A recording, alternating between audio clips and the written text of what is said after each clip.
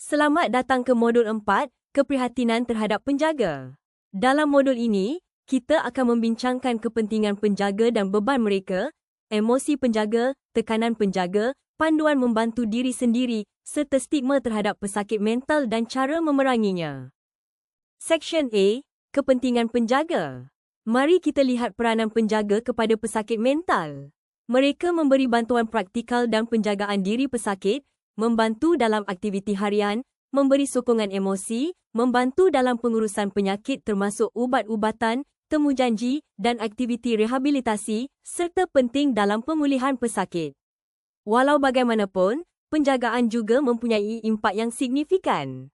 Ia melibatkan banyak masa dan tenaga, termasuk tugasan yang tidak selesa, menjadi lebih rumit dan memenatkan jika pesakit mempunyai masalah tingkah laku dan boleh menyebabkan tekanan emosi atau masalah kesihatan mental kepada penjaga.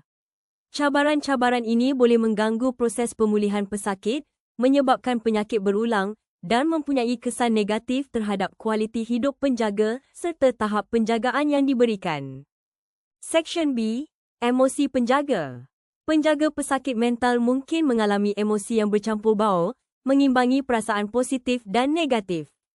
Ini boleh termasuk perasaan bersalah, marah, risau dan putus asa. Dari sudut positif, mereka mungkin merasa prihatin, ambil berat, redha dan penuh harapan. Seksyen C, Faktor penjaga tertekan. Beberapa faktor menyumbang kepada tekanan penjaga. Ini termasuk tingkah laku bermasalah pesakit, seperti tidak bekerjasama atau ingkar. Penurunan kognitif pesakit, sama ada disebabkan nyanyuk atau penyakit kronik, turut menambah beban. Kebergantungan pesakit yang tinggi, di mana mereka tidak mampu menjaga diri dan bergantung kepada penjaga untuk pengurusan harian, adalah faktor lain.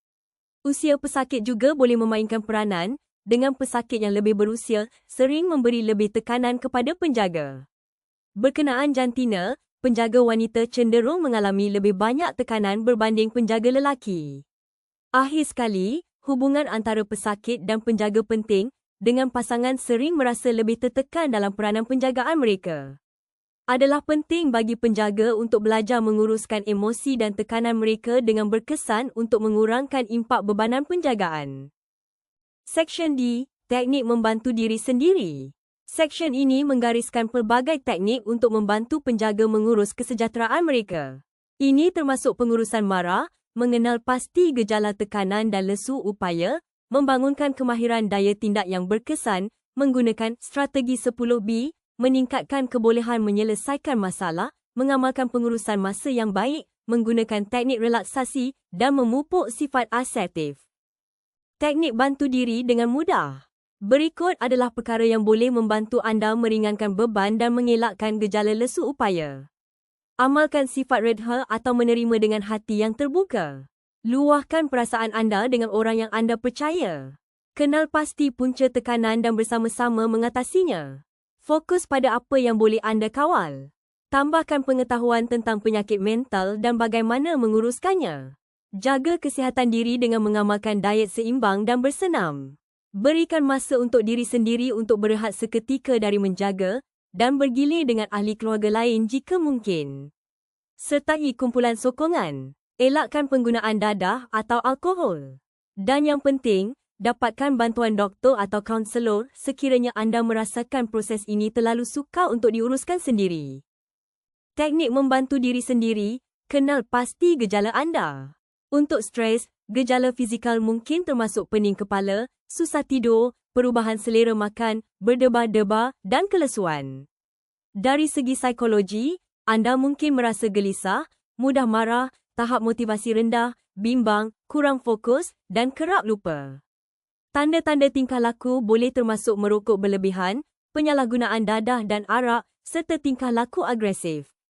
Untuk lesu upaya, anda mungkin merasa terlalu letih dan tidak mampu menanggung. Tekanan bertambah teruk dan gejala kegelisahan serta kemurungan muncul. Anda mungkin mengalami perubahan selera makan dan tidur dan tenaga yang rendah. Anda juga mungkin merasa lebih mudah marah, tidak berdaya dan putus asa. Amalkan langkah-langkah berikut untuk membantu diri anda menguruskan stres dan lesu upaya.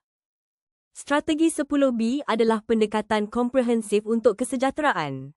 Ia menggalakkan anda untuk bertenang, berfikiran positif, bercakap dengan seseorang yang anda percaya, berehat secukupnya, bersantai, mempertimbangkan urutan, terlibat dalam aktiviti riadah, beribadah, bersifat asertif dan menetapkan matlamat yang realistik. Pengurusan masa, amalan pengurusan masa yang baik. Pertama, senaraikan apa yang perlu dilakukan. Buat senarai tugasan setiap hari, prioritaskan tugasan mengikut keutamaan, kesegeraan dan kepentingannya. Kedua, belajar untuk mengatakan tidak kepada aktiviti yang boleh mengalih perhatian dari tugasan utama anda. Ketiga, kenal pasti masa yang sesuai untuk sesuatu tugasan dan buat jadual harian. Keempat, jangan berlengah-lengah dalam menyiapkan sesuatu tugasan. Kelima, gunakan masa lapang anda sebaiknya. Luangkan masa tersebut untuk diri anda.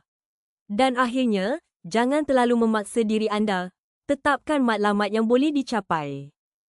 Pengurusan marah. Pertama, kenal pasti situasi atau keadaan yang membuatkan anda marah dan cuba elakkannya. Kedua, kenali tanda-tanda marah anda dan cuba kawal menggunakan teknik kawalan diri. Ketiga, bercakap dengan diri sendiri secara rasional. Keempat, tahu bila anda perlu beredar dari situasi pencetus, ambil time out. Kelima, bernafas secara dalam, kerana ini dapat menenangkan pernafasan dan perasaan anda. Keenam, analisis semula situasi dan fahami punca sebenar kemarahan anda. Ketujuh, belajar kemahiran menyelesaikan masalah. Dan kelapan, dapatkan tidur yang cukup dan bersenam secara kerap. Kemahiran menyelesaikan masalah. Cara menyelesaikan masalah menggunakan pendekatan ideal. Pertama, kenal pasti masalah. Kedua, terangkan, cari dan jelaskan kebaikan dan keburukan setiap pilihan jalan penyelesaian. Ketiga, nilai setiap pilihan. Keempat, bertindak atas pilihan anda. Dan akhirnya, belajar daripada hasil pilihan anda, sama ada ia berjaya atau tidak. Sifat asertif atau ketegasan diri. Anda adalah asertif apabila anda boleh menyatakan pendapat anda dengan yakin, membuat permintaan bila diperlukan, mengatakan tidak tanpa rasa bersalah, bersuara untuk orang lain dan tidak bersetuju dengan cadangan orang lain secara baik. Cara untuk bersikap asertif, nyatakan keperluan dan perasaan anda tanpa mengugut orang lain. Buat permintaan secara jelas dan berterus terang. Gunakan kenyataan saya dan bukannya kamu. Berikan penegasan setelah mendapat kerjasama orang itu. Bersikap asertif boleh membantu anda mengurangkan lesu upaya dan tekanan melampau. Teknik relaksasi. Pertama, teknik bayangan. Ketepikan fikiran negatif anda. Bayangkan anda berada di tempat yang mendamaikan. Beri perhatian penuh kepada tempat itu dalam fikiran anda. Gunakan semua deria anda untuk menikmati masa ini selama 5 hingga 10 minit. Teruskan dengan berkata positif pada diri sendiri. Kedua, teknik latihan pernafasan. Bernafas melalui hidung anda menggunakan diafram.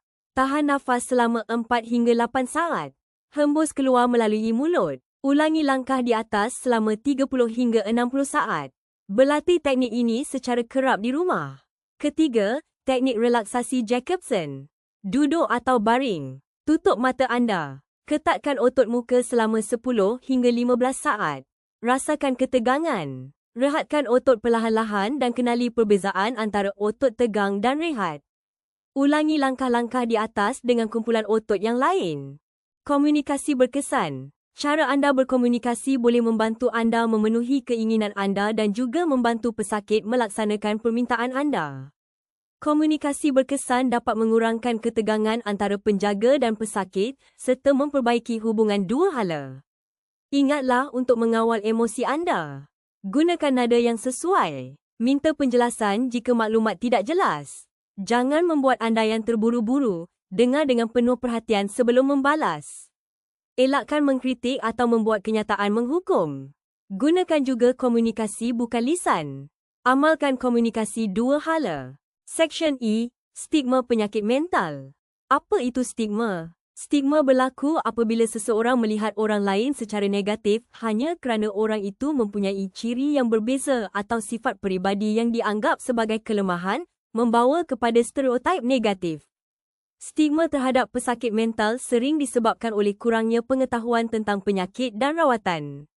Siapa yang sering distigma? Ini termasuk pesakit mental, pesakit HIV, komuniti LGBTQ, penagih dadah dan juga pesakit COVID.